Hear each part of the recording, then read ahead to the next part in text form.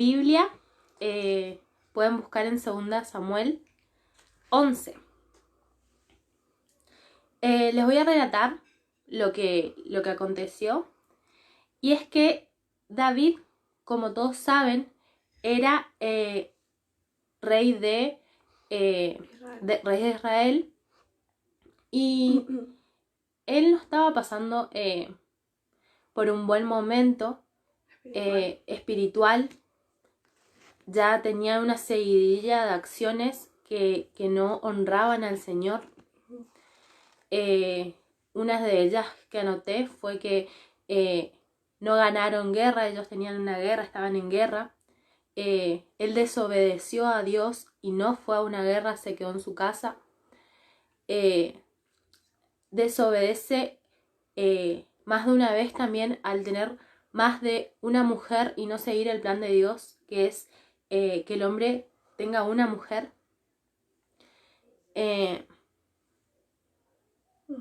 Entonces, acá vemos que él ya estaba acarreando múltiples pecados que fueron acumulándose. Él estaba en su casa y estaba impaciente, en su palacio, estaba impaciente por no podía dormir debido a esto, a que no seguía la voluntad de Dios, no obedecía. Y estaba paseando en su palacio y se asoma a una de las ventanas, supongo yo, y ve a una joven, a una mujer que se estaba bañando. Esta mujer se llama Betsabé. Dice que era muy hermosa. Dice que era muy hermosa y llama la atención, deslumbra a David. Entonces David la manda a llamar y dicen, ¿quién es esta mujer que se está bañando? A todo esto le responden los siervos de David y le dicen que esta mujer era Betsabé, mujer de Urías Eteo, que era un siervo de David, era un guerrillero, era uno de sus mejores hombres, hasta se puede decir que era amigo de David. Bueno, y lo que pasó en los siguientes versículos es que él le manda a llamar a Betsabé y Betsabé acude a él. Y bueno, duermen juntos. Después de esto, ella se va a su casa, ve que está encinta y le manda a llamar a David. Y le dice, estoy embarazada, vamos a tener un hijo.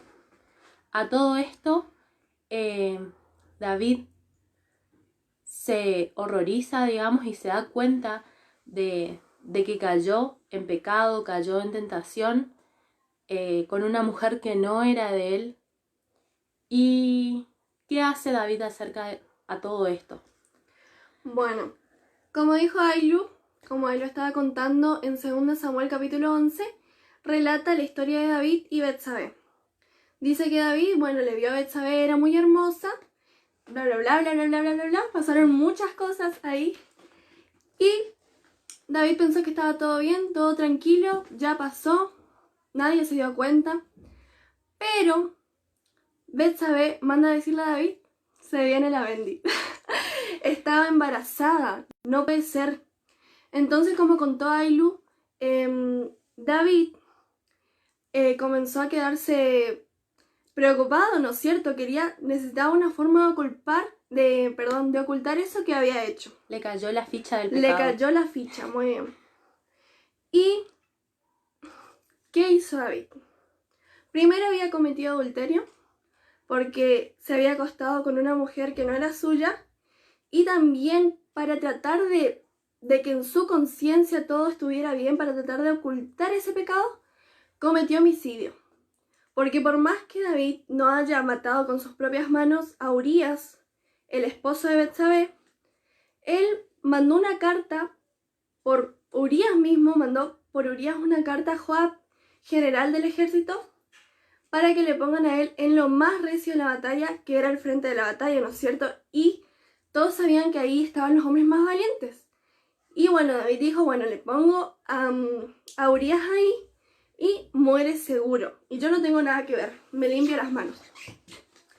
Pero en el versículo 27 de 2 Samuel 11 dice que eso que David hizo fue desagradable ante los ojos de Dios. Eso que David pensó que no había pasado nada, que él no había tenido nada que ver, que ya estaba todo tranquilo, Que quiso cubrir. Fue desagradable ante los ojos de Dios. Y bueno, en el capítulo 12 de 2 Samuel aparece Natán. Se dice que Natán fue el profeta más valiente de la Biblia. ¿Por qué? Porque él no titubeó cuando Dios le mandó a decirle a David que él había cometido pecado. Dice que Natán, Jehová envió a Natán a hablar con David, a mostrarle el estado pecaminoso en el que David se encontraba, a mostrarle, a abrirle los ojos a David conforme a lo que había hecho, ¿no es cierto? Y Natán no tuvo miedo. David podía alzar el cetro y decir, mátenle a este que me está ofendiendo, y listo, se terminaba. Pero Natán, a pesar de todo, fue fiel al Señor y dijo, no, voy a ir a pesar de todo lo que le podía pasar. Y fue y le dijo de una forma muy ingeniosa a David que él estaba en pecado. Él le habló a través de una parábola. Le habló, tal vez algunos conozcan la parábola de que había dos hombres, uno rico y el otro pobre. El rico representaba a David y el pobre a Urías eteo. Entonces cuenta que el hombre rico tenía muchas ovejas, tenía muchas riquezas, y el hombre pobre tenía solamente una corderita que había cuidado como a su propia hija. Entonces dice que una vez un visitante, un viajero, vino a la casa del hombre rico. Y el hombre rico, en su egoísmo, no quiso agarrar para darle de comer al visitante. Entonces fue y tomó del hombre pobre a su única corderita, que ese hombre había criado como una hija, dice en la Biblia, el relato de la parábola. Y dice que mientras Natán le contaba esta parábola a David, David se encendió en su furor. Y David dijo, el tal merece la muerte. Qué loco, ¿no? Porque él estaba siendo su propio juez. David estaba sentenciándose a él mismo. Porque entonces Natán agarra y le dice, ese hombre eres tú. Y ahí, como un baldazo de agua fría, David se dio cuenta. Y a mí me hace pensar, ¿no? En otros reyes que también relata la Biblia, que pudieran, no sé, haber mandado a matar a Natán por haberlo ofendido de esa manera frente a sus sirvientes en la casa real. Pero David, ¿qué hizo? Y nosotras dos, esto era acerca de lo que queríamos hablar. A la actitud que David tomó frente a todo esto que Natán le está diciendo, la actitud que David tomó al ver el tamaño, lo abominable que hizo ante los ojos de Dios. Y en el versículo 13 de 2 Samuel 12 dice así: entonces dijo David a Natán, pequé contra Jehová.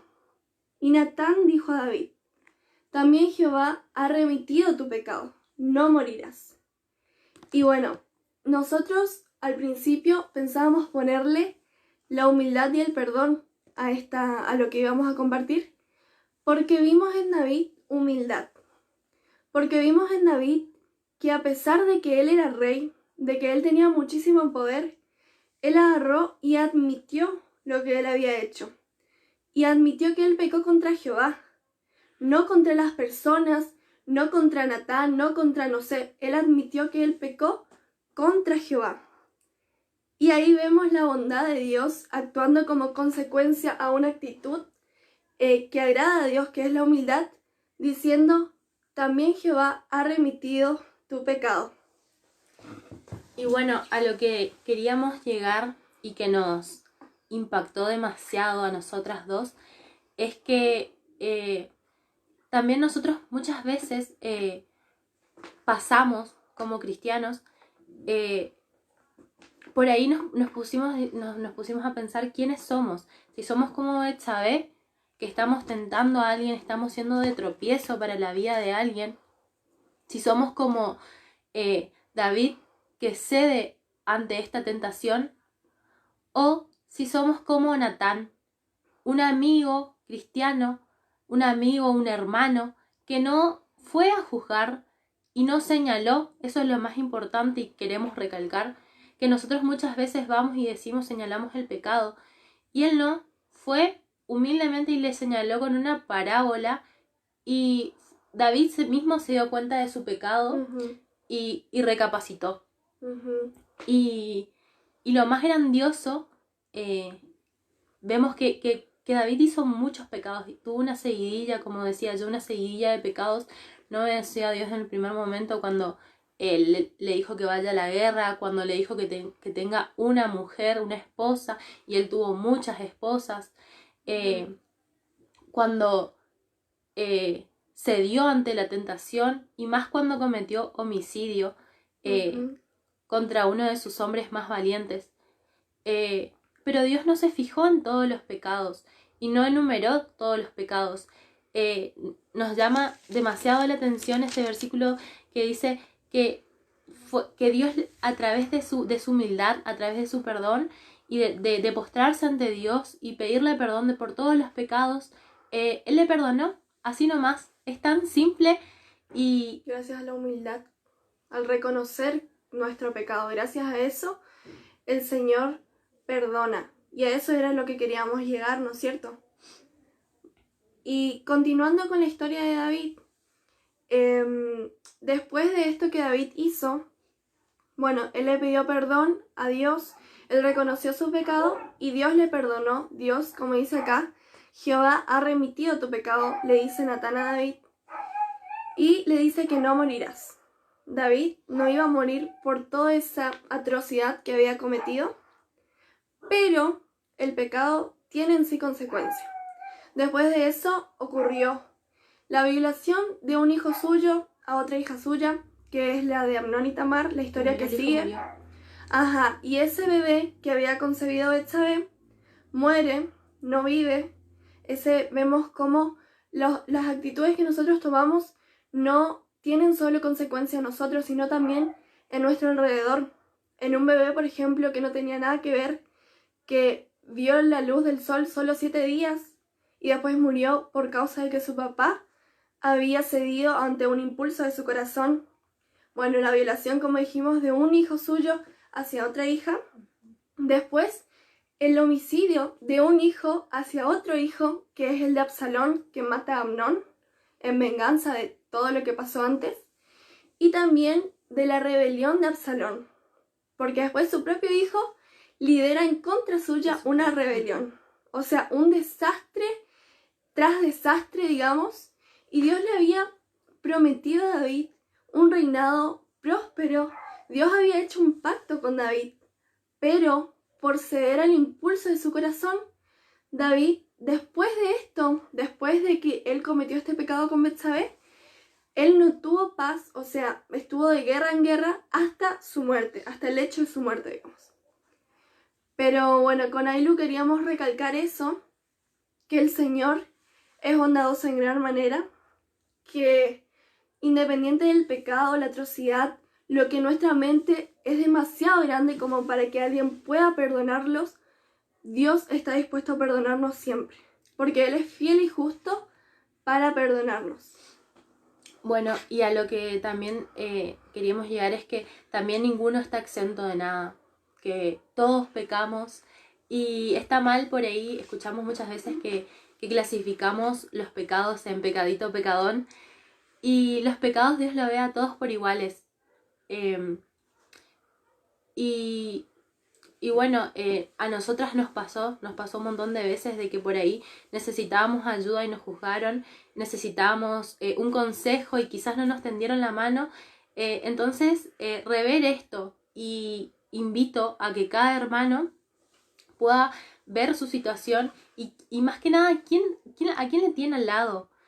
¿Quién le tiene al lado? Y y si le puede tender esa mano, le puede ayudar y le puede transmitir este mensaje, que Jesús, Él es bondadoso en gran manera, nosotros no nos imaginamos cuánto Él nos ama, y si estás lejos, si no te estás congregando, si no estás asistiendo por un pecado o por un error, nadie puede juzgarte.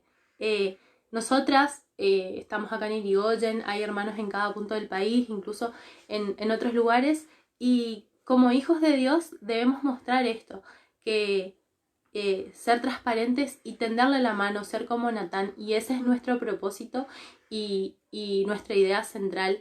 Yo quiero traer un versículo a colación que es San Juan 8, 10 y 11, y dice: enderezándose Jesús y no viendo a nadie, sino a la mujer, le dijo: mujer, ¿dónde están los que te acusaban? ¿Ninguno te condenó? Ella dijo: ninguno, Señor. Entonces Jesús le dijo: ni yo te condeno, vete y no peques más. Tomando nuestro mejor ejemplo, que es Jesús, que Él no te condenó. Y entonces nosotros, como seres humanos, pecadores, no somos nadie para condenarte. Así que bueno. Sí, retomando un poco el hilo, discúlpenos si por ahí nos fuimos un poco de las ramas, nos cuesta un poquito hablar, pero como dijo Ailu, sentimos en el corazón, Dios puso en nuestro corazón a hablar acerca de este tema, porque nosotros vivimos en nuestras iglesias, en nuestras congregaciones, y seguro ustedes también, podemos decir, esa separación de jóvenes, más que nada. Yo, por lo menos en mi caso, vi muchos jóvenes, muchos amigos, muchos parientes, muchos familiares también, que por caer en pecado se alejaron totalmente de la iglesia, siendo que Dios es un Dios perdonador. Está bien, nosotros no podemos normalizar el pecado, no podemos vivir en pecado, pero si Dios no le condena, nosotros no somos nadie para condenar, nosotros no somos nadie para señalar. Natán fue y le habló a David. Natán no fue a juzgar a David. Natán fue a mostrarle su condición, porque Dios le había mandado. Entonces también tener esa sabiduría de si un hermano cae en pecado, un joven, quien sea, ir con ese amor, sabemos que Dios nos manda a amarnos unos a otros, a ayudarnos, a edificarnos.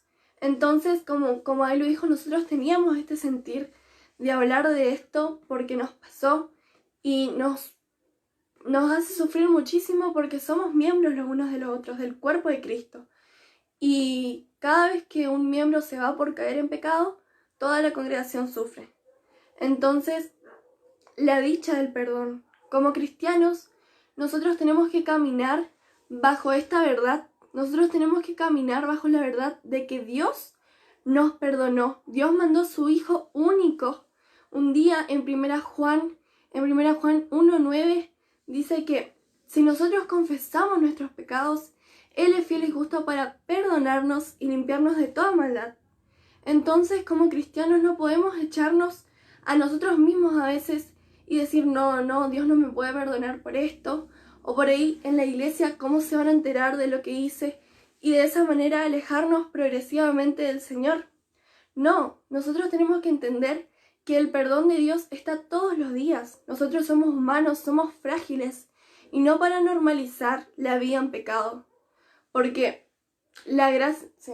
Bueno, lo que yo también quiero traer a colación es que lo que hizo David, él en ese momento en el que estuvo con Betsabé, él no se imaginó ni siquiera le cruzó por la cabeza todas las cosas que iba a acarrear con esto.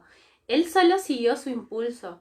Y con esto, como joven impulsiva, quiero también contar que un impulso trajo un montón de consecuencias muy tristes.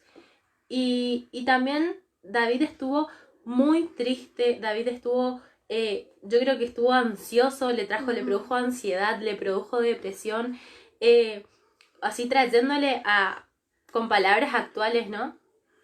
Y yo creo que todos los jóvenes pasamos por esto. en algún momento estamos desanimados, estamos ansiosos, estamos depresivos. Y bueno, más que nada examinarnos a qué hicimos y qué trajo, o sea, qué consecuencia estamos teniendo, por qué razón. Y si te pasó y si estás en esa situación, no te desanimes. Que es con un simple paso que es una oración y nada, arrepentimiento. Si nos vemos de afuera, es algo tan sencillo y a la vez tan difícil, pero bueno. Sí, y una frase que a mí me marcó muchísimo, que estaría bueno recordar, es una frase de Spurgeon, si no me equivoco, que él dice que la voz del pecado puede ser muy fuerte, pero la voz del perdón es mucho mayor. A veces el pecado puede hablarnos muy fuerte y estar en nuestra cabeza y decirnos que no, que nosotros, es Satanás hablándonos, decirnos que nosotros no podemos porque nosotros hicimos esto o aquello en el pasado. Pero acordarnos de que la voz del perdón es muchísimo más fuerte.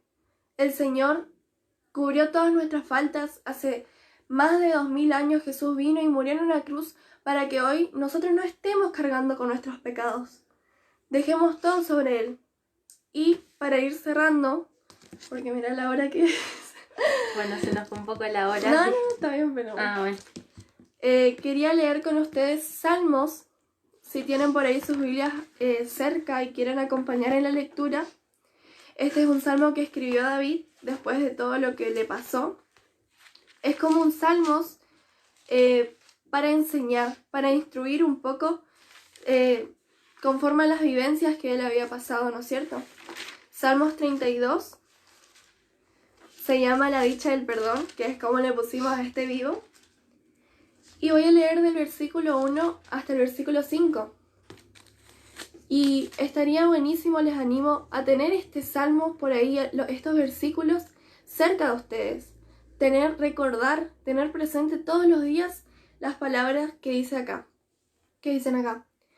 Bienaventurado aquel cuya transgresión ha sido perdonada y cubierto su pecado. Bienaventurado el hombre a quien Jehová no culpa de iniquidad y en cuyo espíritu no hay engaño. Mientras callé, se envejecieron mis huesos, en mi gemir todo el día, porque de día y de noche se agravó sobre mí tu mano, se volvió mi verdor en sequedades de verano.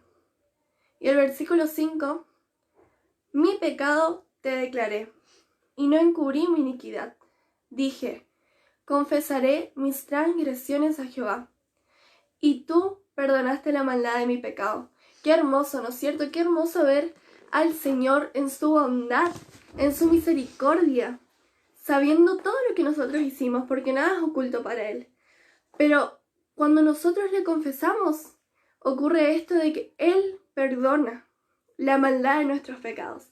Entonces, animarles a vivir sobre esta verdad, que todos los días nosotros podamos recordar de que Él perdonó nuestros pecados. Nosotros lo único que tenemos que hacer es confesarle, arrepentirnos, apartarnos de eso que hicimos, y Él en su infinito amor, en su infinita bondad, nos perdona. Bueno, no sé. ¿Querés algo de vida? No, eso. Bueno, ¿querés leer los mensajes? Bueno, voy a leer los mensajes. ¿Quiénes que se conectaron?